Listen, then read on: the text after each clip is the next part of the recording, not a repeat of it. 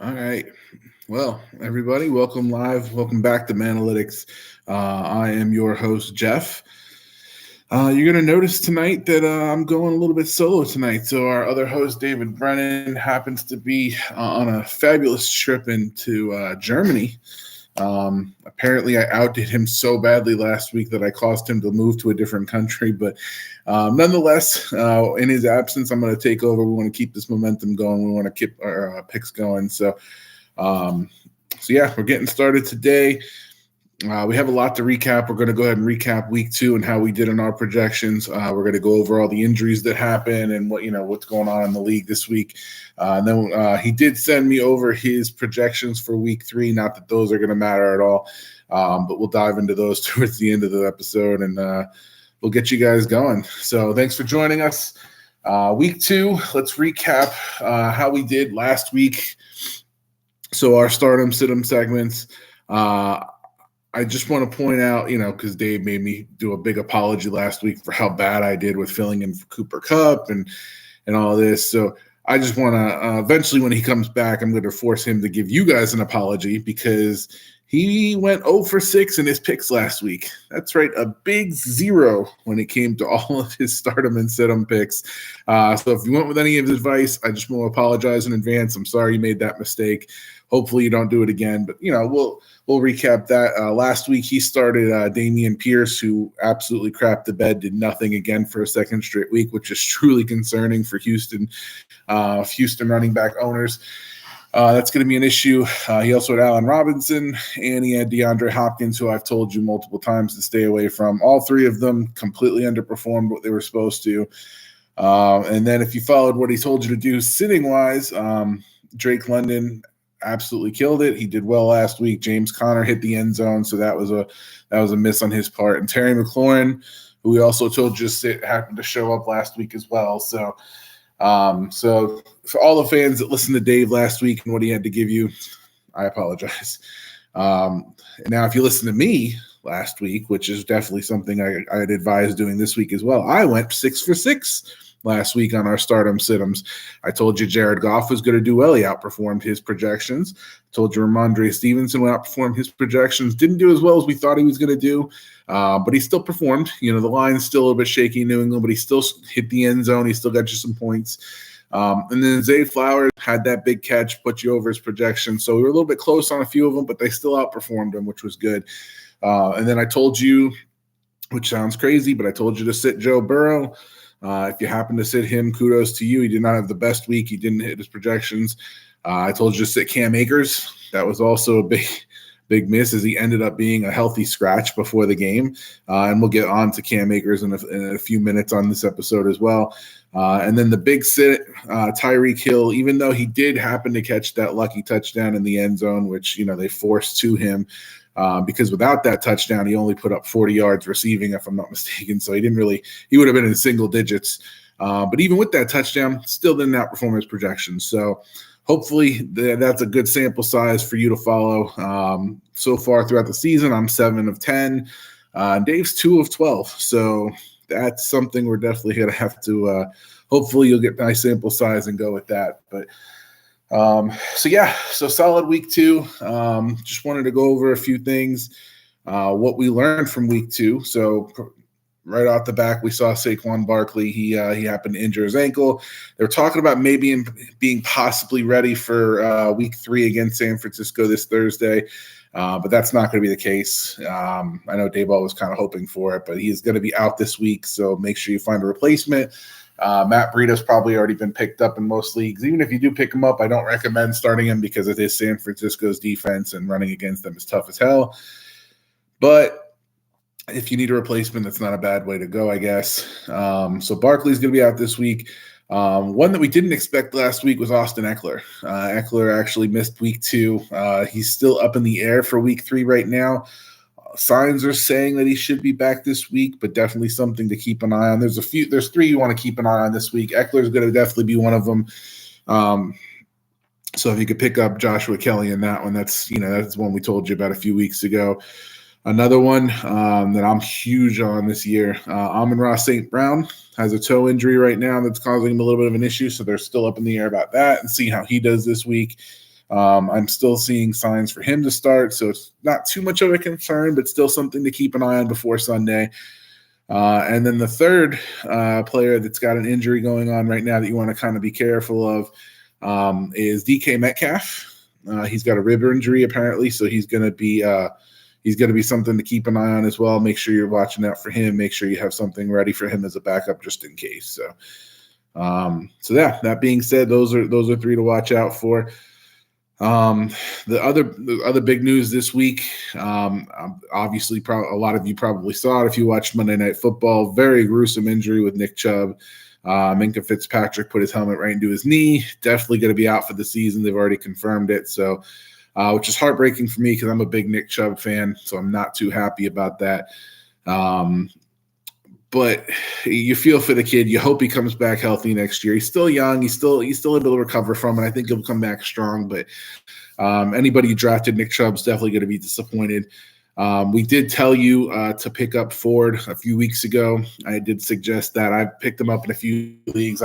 Every league that I looked to pick him up, as soon as I saw that injury, a lot of the leagues already have him picked up at that point, and he did perform well on Monday night. So if you did end up getting a chance to pick him up, by all means, that's great for you.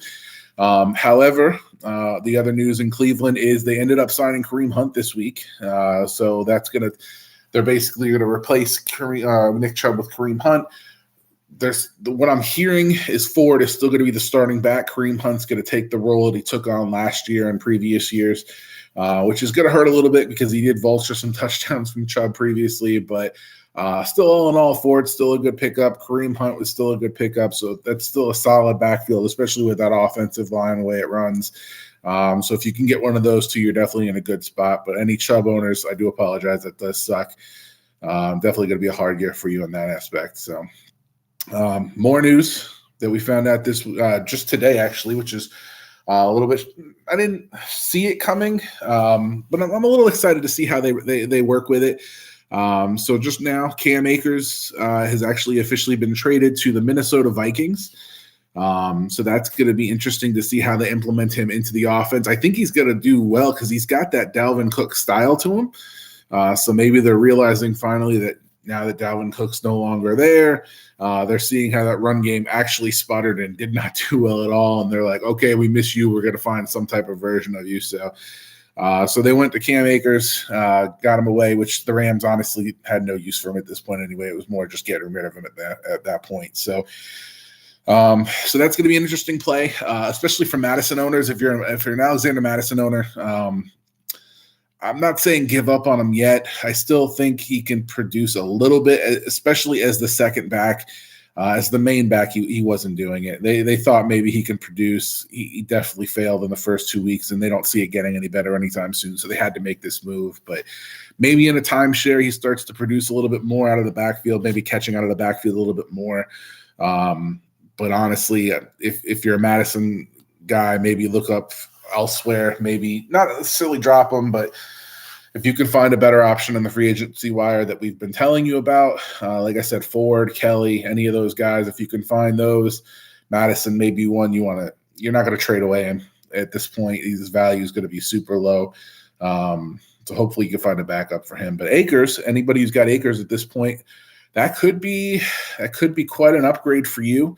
Again, I see them and Dalvin Cook having a similar running style, so I think that could play in well for Minnesota. I think that's going to be good for them. The line's going to be the end-all, be-all for that aspect. I mean, honestly, Minnesota's offensive line has not looked great, so it's not all Madison's fault, but they haven't looked great. So we'll see. That's going to be interesting to watch throughout the season, but definitely if a Madison fan, I wouldn't be starting him anytime soon until he proves you something otherwise. But other than that, last injury news that we've got for you this week. I know everybody knows Jonathan Taylor's out for the first 4 weeks because of the PUP list, but Cooper Kupp, Sean McVay just came out as well and said that he should be ready to go by week 5. So it's basically like he was on the PUP list. He should have just been on the PUP list at this point, just to at least give everybody an idea of how long it was going to be. But if you are a Cooper Kupp owner, if you did take that risk and take a stab at him, not too bad that you had to wait a few weeks. You got Kamara who's waiting a certain amount of time, Taylor a certain amount of time. So Honestly, it's not a bad way. If you were able to get him later on, like 4th or 5th round, like a lot of people were getting him, you might have got a steal out of that. We'll see how he comes back now that Nakua and Atwell are doing well. I think Jefferson's going to end up being the third man out in that system, but yeah. So Cooper Kupp, expect him back by week 5. So any replacements you came up with that we were offering to you, you don't have to hold on them that much longer. Kupp should be back pretty soon. So exciting news. So like I said, Dave's unfortunately not going to be here this week, so we're not going to spend too much time. Luckily, I don't have to listen to him give his picks and then me scrutinize them, because obviously they're going to be wrong, hence his history of last week. So we'll save a little bit of time on that, and we'll mainly aim for my picks, and I'll explain to you why I picked who I picked this week for our stardom sit-em. But I'm going to give you his first. He did send him in over to me, and I wanted to kind of review him a little bit. So this week we're going to have he's got mainly wide receivers on the brain this week for some reason. I don't know why. Usually I try to implement one of each position that's main, but he just went wide receiver crazy this week. So in his projections this week, he's got 3 stardom receivers. The first one's going to be Stephon Diggs, which I'm not completely against. They're going against Washington this week. Not a bad start. Their defense has not been what it was supposed to be. It's not bad, but it's definitely not up to par the way it should be. I think they're only ranked in the middle of the pack when it comes to passing defense. So definitely some work there that they need. And Diggs has been, I think he's doubled the targets of the second closest guy, which is Gabe Davis. So he's definitely being aimed for quite a bit. They're throwing a ton by Josh Allen so far. I mean, especially last week against Vegas, they destroyed him. But so he has Stephon Diggs starting this week. Not a bad pick. Obviously, if you have Diggs, you're probably already starting him anyway. But he says he's going to go over the projected 15 points. I don't disagree. I think that's a solid pick either way. So yeah, that's Diggs. His second pick for the start this week, A.J. Brown for Philly. This one I was a little tossed up against because they are going against Tampa on Monday night. And Tampa, I think on what I'm hearing, Carlton Davis is questionable, so that's going to be a little bit iffy right there. So already their secondary is taking a hit. A.J. Brown's projected to get 14 points this week. I can see it. I can see him hitting the end zone. He's had a little bit of a rough start. Devontae Smith is actually kind of taking that lead role this year. So A.J. Brown is a little bit worrisome, but he believes in him. So he thinks he's going to overdo his 14 points projection this week. And the third pick that Dave's got is Elijah Moore for Cleveland. I didn't understand. I guess I kind of understand that one. Elijah Moore is only projected to get 7.7 points this week. So he doesn't have a high ceiling at all. He's very, very low. 3 catches, 40-something yards, and you're there. But the Cleveland offense is kind of it's been a little bit in shambles. I mean, Cooper's the main guy. Now they've got Ford running the ball very well. Kareem Hunt just came in. Deshaun Watson just looks shaky as heck. 2 turnovers for touchdowns last week. I don't know if I believe in Elijah Moore that much anymore. He was supposed to be more of like a scat back. They were going to be using him all over the field, like, wide receiver / gadget guy. And I'm not seeing it yet. So I don't know. He believes in Elijah Moore. I'm not a big fan of that one. So I would probably stay away from that one if you can. But yeah, we'll see how that one goes. That one, I need a little bit more out of Elijah Moore before I start putting him in lineups anytime soon. So, all right. So Dave's bench on who he's got benched this week. I was a little shocked by this one, but I mean, I get it. He knows his team better than anyone. Garrett Wilson is going to be benched for him. Garrett Wilson's only projected to get 10.45 points. So, not a big day expected out of him. Obviously, we know Aaron Rodgers isn't there anymore. Zach Wilson didn't look too great last week. And we all found out, as I told you before, when you sat Tyreek Hill, that, Belichick likes to take away your best weapon. We know Garrett Wilson's probably their best weapon. It's between him and Breece Hall. I'd probably give it to Wilson. So they're going to take him out of the game. So, yeah, honestly, benching Garrett Wilson this week, not a bad idea. If you have someone that you think a little bit more confident in, that you have a projection for, I'd go with the other selection. But, yeah, Garrett Wilson, probably going to bench him this week. I don't disagree there. His second bench, Chris Olave. Now that one threw me off a little bit. New Orleans, they're going against Green Bay. As we learned this year so far, corners are not traveling with the number one receiver as much as they used to. So Green Bay's Jair Alexander, who actually hasn't really been playing as much as well as we thought, as I thought he was anyway. And he's one of the top corners in the league to my expectation, but he's been a little off this year to start. So I don't know. Olave's kind of a toss-up. I can easily see him breaking his projection in just one big play. That's what Olave does. He gets those deep balls. He can get a 80-yard touchdown out of something, and then you're good. I don't really like the benching of Olave. He's not high on him this week against Green Bay. So we'll see. That one's going to be an interesting one. I don't agree with that one. And then the third sit that he's got this week is going to be T. Higgins of Cincinnati. So they're going against the Rams. The Rams defense has been not allowing a lot of passing yards, which has been surprising. They got with the Rams, they got a lot of younger guys this year. They got rid of a lot of the veterans last year from Wagner, Ramsey. They got rid of some older guys and got some young blood in there with some new energy. And it's been paying off a little bit. They looked good the first two games. So we'll see how that goes. Higgins had a good week last week. I think he continues that into this week. So I don't agree with the benching of Higgins either. But maybe there's something he sees that I don't. More than likely not, because that's not normal. But but if you're still not believing in Joe Burrow, thinking maybe he's still not healthy, and you don't think Higgins can put up against this defense, then by all means bench him. But I think this is the week that Cincinnati starts to get back into stride and explode a little bit. So we'll see how that goes. They already have that in their mind that they lost the Super Bowl to the Rams, so I'm sure they want to get some revenge on that team a little bit more. But we'll see. That one's going to be an interesting one. I say start Higgins. He says bench him, so you go with your gut on that one and take who you want to go with. So, but all right, let's go on to the important ones, the important picks, which are my picks, obviously, the ones that actually got hit money last week. So I got three. Usually what I'll be doing throughout the season, I'll be starting three, sitting three, but it's going to be one QB, one running back, one wide receiver. Maybe I'll throw in a tight end from there and there, but I want to at least mix it up a little bit for you guys. So to start, so this week we're going to go with a quarterback that not a lot of people, I didn't even expect to go this route, honestly, but when I was digging a little bit deeper, I was impressed with some of the numbers he's been putting up. And I think looking at how Jacksonville's been performing this year, I'm not really sold on them. And it's not too much of an ask for CJ Stroud to outperform what his projection is this week. He's only projected to get 15.39 points this week, and he's looked good. He's gotten Robert Woods incorporated. He's gotten Nico Collins going, which we were high on.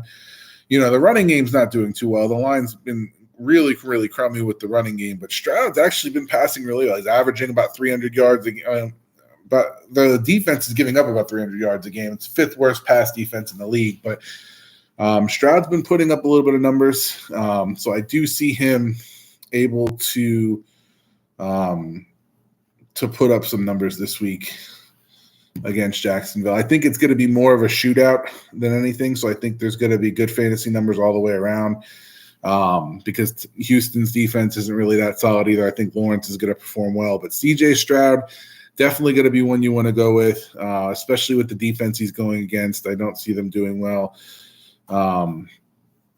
So, yeah, that's one you could definitely follow up on right there. Let's see.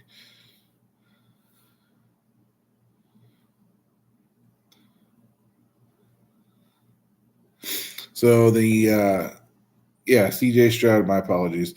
Yeah, 300. The only issue I've really had with him so far this season is the touchdown production. He's only gotten two passing touchdowns so far, but really, like I said, looking at Jacksonville's defense, I'm not sold on them. I think they're gonna keep failing. Josh Allen kind of got hurt a little bit last week. I don't know how he's going to be looking this week. We'll see how that goes. So It'll be interesting to see. But CJ Stroud, if you have a chance to start him in a league that you're not really sold on your quarterback for, I think he could definitely get you some points this week. So that's not a bad start. The next one I've got is a running back that we told you to pick up. We told you he was going to be the number one running back for this team. Some people might be a little bit skeptical starting him this week because he's playing against Buffalo's defense, which a lot of people are sold on. I'm not sold on Buffalo's defense yet. Yeah, they did a little bit okay against Las Vegas, stopping the run, but Brian Robinson is one I think that's going to have a decent day this week, just because he's going to be able to catch out of the backfield a little bit. Now, you're probably going to think I'm crazy. People are starting to say, like, oh, my God, Buffalo's defense, they just shut down Josh Jacobs in Vegas. Like, why would you think that a running back's going to run good against them? Well, the Buffalo defense is actually averaging or giving up over about 100 yards a game when it comes to rushing. Their pass defense is great. They've been shutting down the pass really well. You don't have to worry about that too much. I'm not telling you to start Dotson or McLaurin. I think those would be a big mistake, especially with that safety tandem and Tre'Davious White. But Brian Robinson, I really think he's coming into his own this season. I think now that he's starting to pick it up a little bit more, and I think he's going to be able to he's only projected to get 10.79 points. And with the catches out of the backfield alone, I think he's going to get close to that just with that production out of the backfield. So Brian Robinson, definitely not a bad pickup, especially if you have Saquon Barkley, if you have Nick Chubb, and you weren't able to get some of the replacements. Brian Robinson is definitely a good fill-in if you have to shop around your bench a little bit and see which one's the best start. Brian Robinson could be a good pickup this week. So that's who I have starting there. And then we're going to keep it in that same game. We're going to flip it over to the other side. I know Dave is high on Stephon Diggs this week. I'm not sold on him. I've said this since the beginning of the season. I think Gabe Davis could have potentially outperformed Stephon Diggs, and he definitely looked solid last week. Stephon Diggs, let's see here. He put up, if I'm not mistaken, 18 points. Or I'm sorry, Gabe Davis put up 18 points last week. So he definitely came into his own. He didn't perform week one for Dave like he thought he was, but week two, he definitely came up big. And I think he continues that this week against the seventh worst pass defense against receivers. Yeah, 18 points. I apologize. So he's only projected to get, actually in this league, he's 9.49 points. So it's even started to go down a little bit, which a little bit crazy. But yeah, so 9.51 is what I had earlier. Gabe Davis is going to outperform that. Okay, that's not even a question. He's going to get some big play capability out of this. Diggs is going to be more of a diversion than anything throughout the season. They just got to start giving it to him, which I think they will. Like I said, Diggs is getting a lot of the targets, but Gabe Davis is doing more with them. So if you have the chance to start him this week, I really think he's going to continue to perform that and hit that double-digit stride this week as well. So don't let him fail you. If you need a wide receiver to back you up, he's a good fit. So those are my starts: CJ Stroud, Brian Robinson, Gabe Davis. If you have any leagues where you're not really sold on your starters and you could put them in, I suggest going through it. I really see them all outperforming their potential this week. So now let's dive into the sit-ems this week. I've got 3 sit-ems. This quarterback, I started to say it. Like I said, I did a little digging the past couple of days just to kind of find out. It didn't make sense to me because it seems like he's been starting pretty well. He's been replacing Aaron Rodgers quite well in Green Bay. But Jordan Love, he's projected to get 15.93 points this week. Unfortunately, I don't see it. Not this week. He's been connecting well with Dobbs. He's been, getting some touchdowns going for him. He's putting up the numbers there. But he's also been going against some weaker defenses, and this week is going to be a tough matchup that I don't think he's going to be ready for. So already Christian Watson, still questionable. I don't know if he's going to play this week, so that's already going to hurt him in that end. Jalen Reed, he played a little bit. He didn't look too bad. Romeo Dobbs is still looking good. That was a good pickup. However, they're going into Saints defense, who's not only one of the best pass defenses in the league, they've only allowed 1 passing touchdown in both games total. So 1 passing touchdown out of 2 games. I don't see Love putting up a lot of numbers here. That defense is solid. We told you at the beginning of the season there was a good pickup. Dave nailed it, which I give him kudos for. If you could pick up a defense, New Orleans defense is a definite stud when it comes to them. I was kind of impressed. I'm not gonna lie. So Lattimore looks good. The pass rush looks good. I've always liked their linebacking core. So if you have Jordan Love this week and you're like, he's performed the first 2 weeks, I'm a little bit excited about him. Hit the brakes a little bit. Try to find a different option if you can, or don't put him in if you could possibly help it. I'm keeping him on the bench this week. Just to try to weather the storm against that defense. Now, I'm not saying Jordan Love won't be a good player throughout the season. He looks great. Don't get me wrong. But against that top defense, I think you want to take a break a little bit. So let's bench Jordan Love this week. My running back selection for benching this week. This one, so I decided on this one before the news came out from Cam Akers, but I had Alexander Mattison as my bench for this week in the running back situation. Obviously, if you've watched the first 2 games, he's underperformed quite a bit. Is not taking on that lead running back well. And obviously, the Vikings feel the same way because they just traded for Cam Akers. So they're not too sold on him either. So not only am I benching him, but also the Vikings look to possibly be benching him. So if they're benching him, you should be benching him. He's projected to get 11 points this week. I don't see that happening, especially if they can get Akers up to speed quick enough, which is why I think they traded for him so soon in the middle of the week, hoping they're thinking he might be able to play this week. So if you have a chance, if you have Madison, which unfortunately in one of my leagues I do, I'm definitely benching him this week. I'm putting him away. I have Barkley and him in the same spot, so I had to find replacements. Luckily, I picked up Ford, but Madison is going to turn into a number 2 back for his team. He's not going to be producing much like we thought he was. And it's unfortunate because he's been waiting in the wings behind Dalvin Cook for a while and just didn't get that opportunity. And then finally his opportunity comes and he craps the bed as well. So any Alexander Mattison enthusiasts watching, I have a few friends that are Vikings fans. Not the guy to be starting this week. Definitely find a different option. I'm sure there's a few options in the free agency that you could find that are going to outperform him. He's not hitting double digits this week. I definitely can't see him even catching out of the backfield, which, that was something they were going to look into.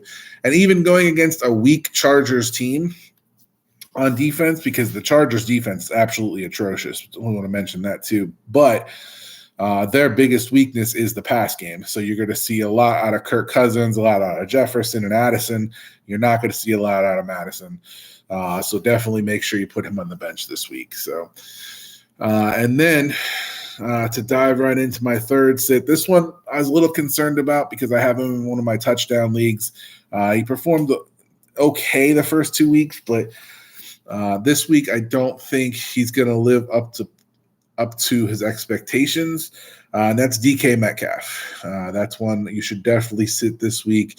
So there's a few different reasons I had Metcalf being benched. First off, right off the bat, when we talked about injuries, like I said, he's got a rib injury that's lingering. That's never good for wide receivers. They don't want to take hits when right in the midsection. So he's going to be a little bit weary going across the field. Are making high catches where he's going to be susceptible to taking a hit in the mid range. So that's going to be an issue starting off the bat. The other issue is one of these top corners that I'm really really high on in Carolina, and that's J.C. Horn. I really think that he's going to want to take the test of Metcalf, and I think Carolina is going to kind of have him. I'm thinking he's going to follow. Don't mark my words because, like I said, this season's been a little bit of an anomaly for me. I'm not used to it. But when Metcalf goes against J.C. Horn, he is going to be shut down. It's not going to be he's not going to win those battles, already being injured on top of it. But Horn's just a beast. And any wide receiver that goes against him, it's just like how Dave was saying about Sauce Gardner and DK Metcalf. When Metcalf goes against one of those top corners, he does not produce that well. So, that being said, Sauce Gardner, Patrick Surtain II, J.C. Horn, there's certain guys you just don't want to start wide receivers against. And this is going to be one of those weeks. So, yeah, DK Metcalf only projected to get 10.8, almost 11 points. I really don't see it. I think Lockett's going to get a little bit more. Lockett's actually looked decent. And then Smith and Jigba, I really think last week he started to pick it up a little bit more. I think he could pick it up more going into this week as well, especially picking up the scraps. But any DK Metcalf owners, try to find that replacement. Even if you can find them on the same team, you'll be good. But definitely don't start him this week. Try to stay away from that. So, yeah. So, like I said, without the debate of Dave and me having to correct him all the time, I knew this show was going to go a little bit faster, which is unfortunate. But then again, like I said, all you have to do is really listen to my feedback and follow me. I'll steer you in the right direction. Because right now I'm 7 of 10 on the year so far, and he's 2 of 12. Not really selling me too well, but we'll see. I'm excited for this weekend. We're definitely. I apologize for us not being live on Sunday. Again, Dave had a prior engagement, so we weren't able to make it on. Such is life until we get big time, until we start making that buku money from, giving you all the correct fantasy advice. We still got live to live, so he still had to make that. I apologize for that. But this Sunday, he's going to try to be on. Either way, if he's not able to make it, I'm still going to be on here. So any fantasy questions you guys have, start them and sit them, which I really wish we were able to be on last week, because you guys had a lot of good start them or sit them questions last week that I wanted to dive into. So unfortunately, I wasn't able to make that. I do apologize, but we will definitely be on this Sunday, 11 a.m. to 12 p.m. We will definitely be answering any questions you have. So send them our way. Message us, comment us, let us know what battles you're facing this week and what we can do to try to help you guys. So, but yeah, that's pretty much it. Again, next week, Dave should be back. He's out there enjoying Oktoberfest right now. So I couldn't really blame him for not being able to be on the show this week, but kudos to him. Hope he's having fun. Hope you guys are enjoying the show as well so far. I think we've done a pretty good job, and we'll keep it going, keep it up for you guys. So again, appreciate all the support. Like, subscribe, share. We really appreciate everybody following us. And again, any questions we can help with, and if you think that maybe you can out debate us, or if you got some better takes than some guys, throw them our way and say, hey, you guys are crazy. I think this is going. I was told last week I was crazy for benching Tyreek Hill, and he's going to put up 100 yards easy. That person was wrong, so nailed that one. But we definitely love to hear from our fans, and love to see if you guys think you have some good takes as well. So send them our way. Anything we can help. I look forward to seeing you guys 11 a.m. on Sunday. So hit me up with those questions, and we'll get week 3 going for you. So, all right, guys, appreciate you. Deuces.